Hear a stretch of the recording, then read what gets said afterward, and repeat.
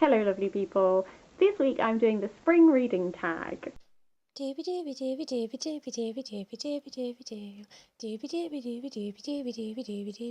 Vlogs.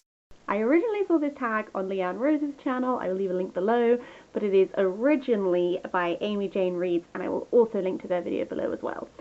I just thought it would be nice, I haven't done a tag in ages. It is spring, before it officially tips over till summer, thought I would hop on this little train. So, I have the questions on my phone and I'm just going to dive into it. Question 1. What books are you most excited to read over the next few months? I have picked 3 off my to-read pile. I have a system for my books. Unread books don't go on the bookshelves, they go in boxes. And then from the boxes, I have like a little tiny table that's like my table. And then I make like a little pile of like the immediate to-read books. So 3 that are taken from there are Radiance by Catherine M. Valenti, which is like a sci-fi metropolis sort of to do with like cinema and stuff like this, well, like film and stuff. Kind of like a bit of a mystery type thing. That is what I gather. The cover is beautiful. Catherine M. Valenti is always absolutely gorgeous, and I'm excited to try her sci-fi rather than like her fairy tale inspired stuff. So this is going to be my read after what I'm currently reading, which I have just started, so I'm going to include it in this list as well. That is An Argumentation of Historians by Jodie Taylor. I talk about Jodie Taylor a lot on this channel because I love her a lot. This is the latest book released in 2018 of the Chronicles of St. Mary's trilogy. Not trilogy, we've gone way past 3 books by now, good God. Essentially, time-travelling historians get in a lot of dramatic hijinks, and I just love these books so much. They bring me such joy. So I'm literally here. So like the excitement is real. And then my 3rd book is How to Stop Time by Matt Haig. This has been lent to me, and as well as the person who's lent it to me, I've had I think 1 or 2 other people who I know have really raved about Matt Haig. So I think I'm overdue reading him. So this is going to be my one after Radiance. I've got it all planned out, guys. Question 2 was, what book most makes you think of spring for whatever reason? I don't have a book for this. Spring is not a season with which I have a lot of, like, literary associations. Like, I find winter really easy to, like, list books about. There's a lot of wintry reads. And in some ways I've got, like, some summer read, like, associations in my brain, but spring is really one I'm at a loss at.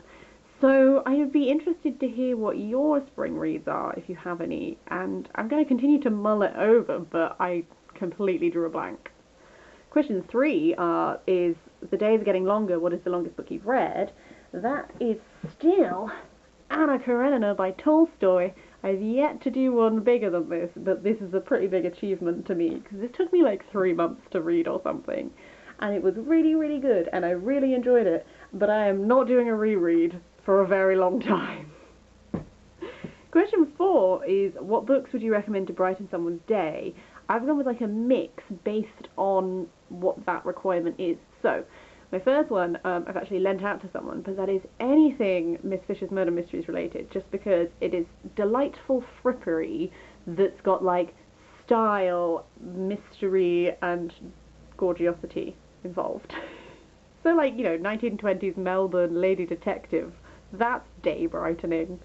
As well as that, I've gone for The Long Way to a Small Angry Planet by Becky Chambers, because this lit up my whole life, quite frankly, and I loved everything about this book, and I need to continue reading this universe.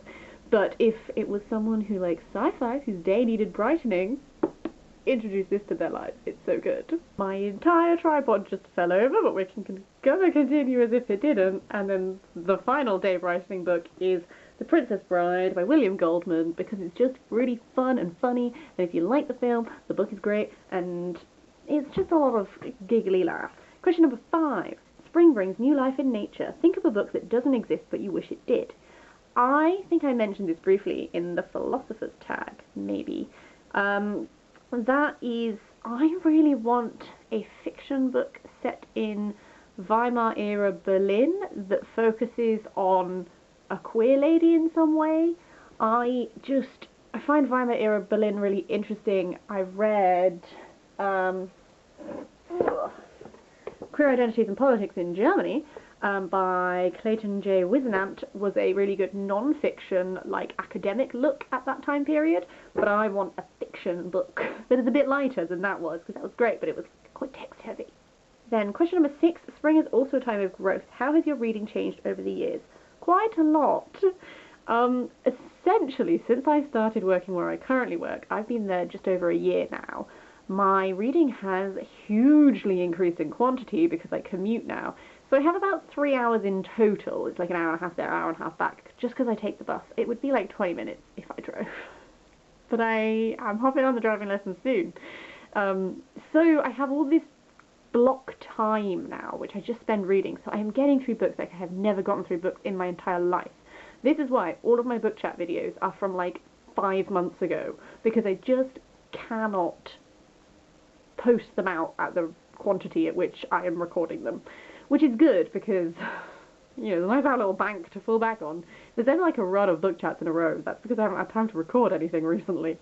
So what I'm saying is, now that I'm reading a much greater quantity, I feel more ready to tackle more challenging books and genres, and just try things which I wouldn't otherwise try, because when I didn't have so much time to read, every reading opportunity was so precious that I really prioritized books which I was thrilled about, which I knew I would love, and I did, and it was a great time, don't get me wrong.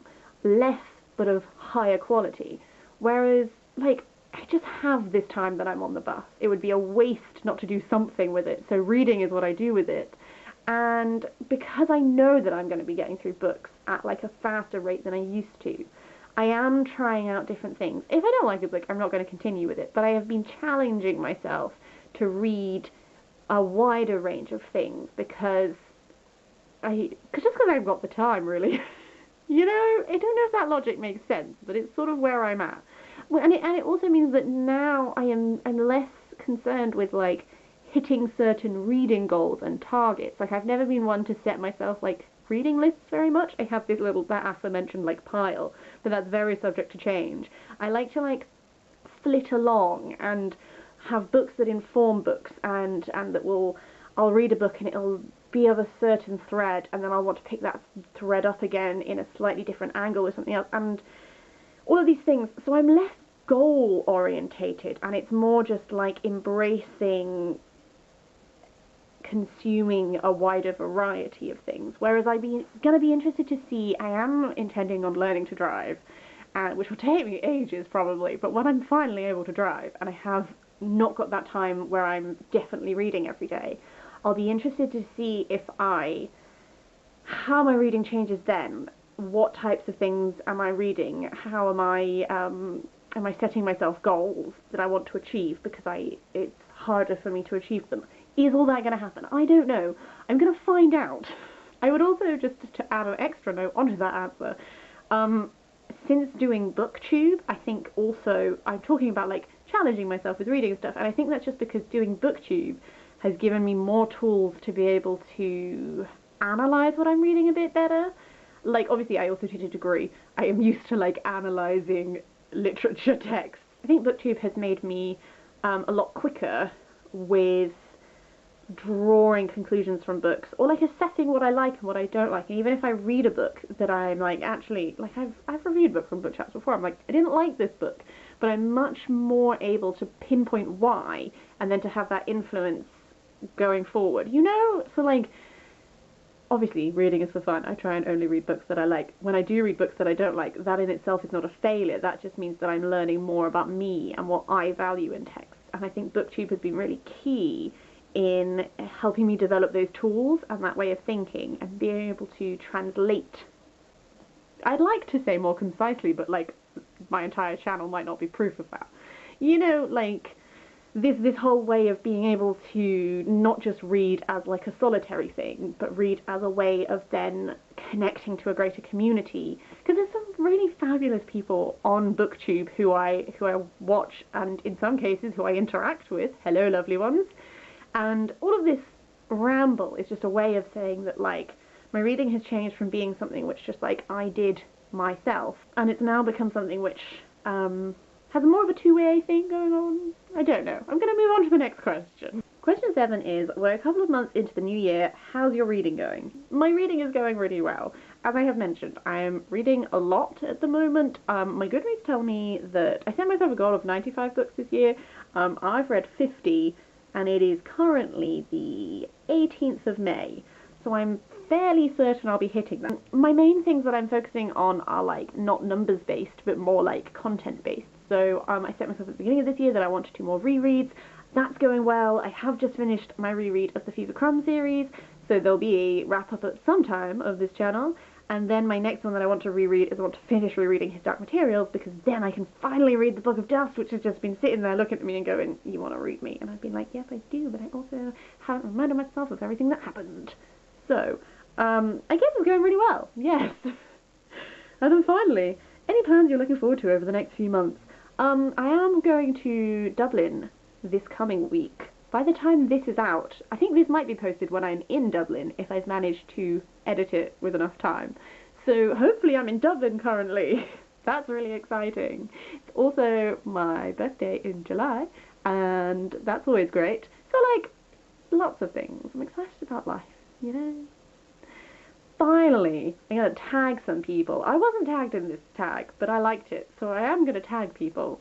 I'm going to tag Matt from MCS Books. Matt does like the most wonderful videos in general, but also like these sort of like video essays on topics. Like he recently did one about like the Devon reading community, which was really interesting, and just channel fabulous, love it. I'm also going to nominate Miriam from Between Lines in Life. Miriam is just A, the loveliest human being in the world, B, a really wonderful force on BookTube for like connecting booktubers. She does a lot of like shout-outy videos and then also tag videos. So I feel like I'm constantly just like adding more people to my watch later, so that when I have the time, I'm just going to like watch them all, because she watches quality content. Her own content is also wonderful in this whole like lots of things which I'm interested in but not knowledgeable about, so like philosophy and art and all of these things. Miriam's just fabulous, so she's nominated. I don't know what this point was about, sorry. And then I want to nominate Leah at Hide and Seek, because again, Leah just reads loads of books which I've never even heard of, but which just sound so interesting, and she has such a wonderful way of talking about books. It's just so engaging, and it just really, she's very good at, this is going to sound like such an obvious thing, she's so good at putting into words what she likes about books, insofar as like she's just so concise but exciting. I might leave it there because this turned into more of a ramble than was anticipated. You three guys are tagged. Please do this if you want to. Don't worry if you've already done it or you don't fancy it. I'm gonna go now, probably to read some more books, let's be honest. And I will see you next week with something different.